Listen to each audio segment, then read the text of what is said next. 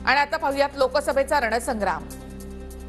परळीमधील सभेत उदयनराजे भोसले आणि पंकजा मुंडे भाऊक। माझे वडील वारल्यानंतर मुंडे साहेबांनी माझं बोट धरलं असं म्हणत उदयनराजेंना अश्रू अनावर।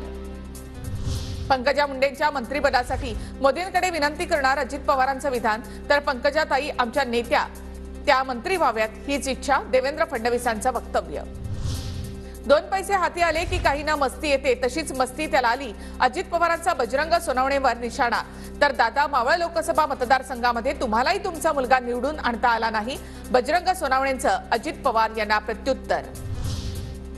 राज ठाकरे देशद्रोह्यांच्या मांडीला मांडी लावून बसले, काही पक्षांची दखल घ्यावी अशी स्थिती नाही, राज ठाकरेंच्या फतव्याच्या टीकेवरून संजय राऊतांचा पलटवार।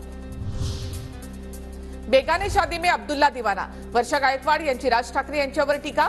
मराठी माणसासाठी उठणारे राज ठाकरे आता गप्प का, वर्षा गायकवाड यांचा सवाल।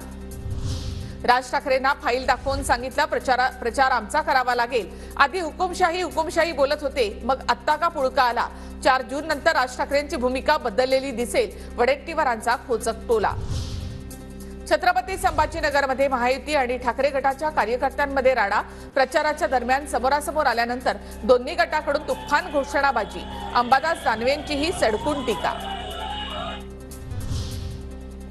पुण्यामध्ये पैशांचे ट्रक आलेत, फडणवीस आज कोट्यवधी रुपयांचं वाटप करतील, महाविकास आघाडीचे उमेदवार रवींद्र धंगेकरांचा देवेंद्र फडणवीस यांच्यावर आरोप।